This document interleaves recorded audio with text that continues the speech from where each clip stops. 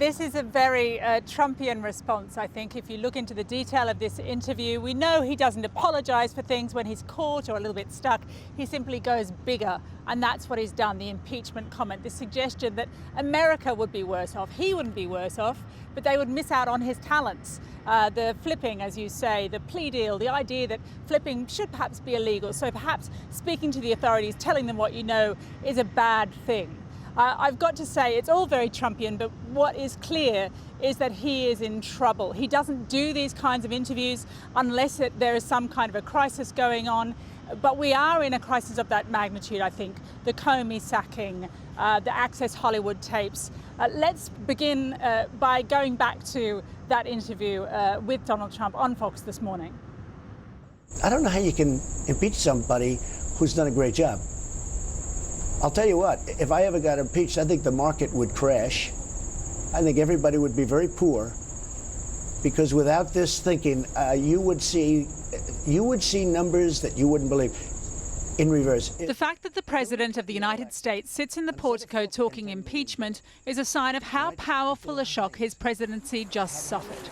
With the conviction of two of his former associates, Paul Manafort, his former campaign chief, and lawyer Michael Cohen, whose courtroom confessions implicate President Trump in a federal crime, some might have expected a defensive Donald Trump. But the bravado never stops. Why, he might even pardon Paul Manafort just to show what a circus justice can be. Are you considering pardoning Paul Manafort? I have great respect for what he's done in terms of what he's gone through. And I would say some of the charges they threw against him, every consultant, every lobbyist in Washington probably does. He used the interview to press home his message that the Mueller investigation has veered wildly off course in its reckless pursuit of him. What's come out of Manafort? No collusion. What's come out of Michael Cohen? No collusion. They raid his office at 6 o'clock in the morning. And how about with Manafort? They raid his home at like 5 in the morning, I think on a weekend, and his wife is in bed and they go in with guns? Yeah. This isn't Al Capone. So, despite what Washington commuters were reading this morning, according to the President, the FBI and Department of Justice are out of control and he's innocent of anything. Search any red line carriage on the DC metro system and you'll likely find a constitutional lawyer ready to deliver an opinion and declare the level of legal peril the president now faces. But what happens to Donald Trump next isn't down to the lawyers. When it comes to deciding the fate of President Trump, there are two groups who really matter. One is the congressmen and women on Capitol Hill who have to decide whether they have the political will to act. And the other is, of course, the great American voter. We dug out some archive from 1973 that showed how folks were feeling about maybe impeaching Richard Nixon. You think the president should be impeached? He isn't above the law. No one should be. I think it's a fantastic idea. I don't trust the man. The man doesn't keep his word. He is very involved with himself. I think it's amazing that the country is not already fighting in the streets. He's divided the country that much. So fast forward 45 years and tourists from all across America are about to begin a sightseeing trip of the Capitol. Do you think the president should be impeached? No, I don't feel there's enough evidence to warrant that. He obviously has done some things he should not have done, and he should be held accountable. He's not above the law. I don't think it would be good for the country if that's what happens, but I think we should follow what our elected representatives want to do. And if that's the way the vote goes, then so be it. So what are those elected representatives thinking? Let's start with Republican Senator John Kennedy on Michael Cohen's credibility. If the prosecutors told Mr. Cohen to stand on one leg and bark like a dog in the middle of Pennsylvania Avenue, I mean, you know, he would probably do it. That's the way it works when you plead out and you're trying to reduce your sentence. For us to pass it off as Republicans is, you know, no big deal. It's just not right. This is a big deal, and we ought to treat it seriously. My Republican colleagues need to end their moral stupor. Otherwise, they're going to be complicit in a constitutional maelstrom. Thank you, everybody, very much. Despite the press pool's most vocal attempts, Stoney faced silence all round the president's round table today.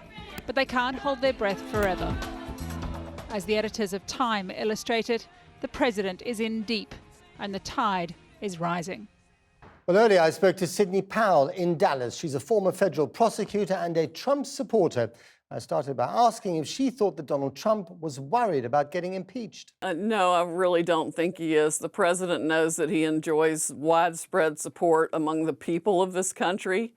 We know how much he loves America and how much he is trying to do for the average American that I call the engine of our country that makes everything work.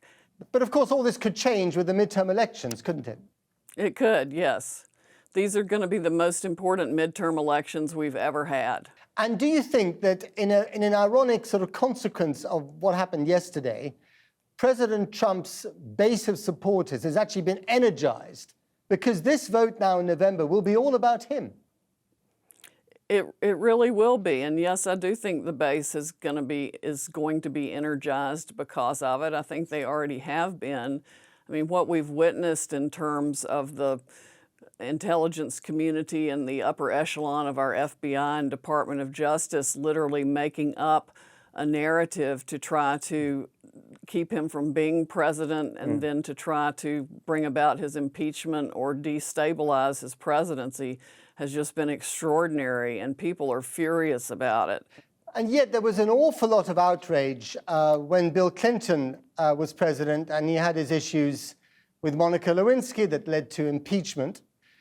And here we have a president in Donald Trump who yesterday admitted on Fox News that he had paid hush money out of his own personal pocket to two former mistresses, one of whom was a former porn star, during an election campaign. Is that okay with you personally? Well, I don't know the details of his personal relationships with those people. I know that billionaires are often sued or they're easy targets for people who make claims to try to get money. And as I understand it, his attorney at the time settled those claims out of court, and that's perfectly lawful. There was nothing illegal about it whatsoever. Sorry to interrupt, but is this what it's come down to, that it's now strictly a question of legality, but morality in high office is basically, is no longer a big issue? Well, these events happened a long time ago. It's not about the way he's conducting himself in office now. The president, I think, has demonstrated exemplary conduct while he's been in office. People grow and people change, and I think the position that he has been elected to and the faith the people have placed in him has simply strengthened him in every way. Sidney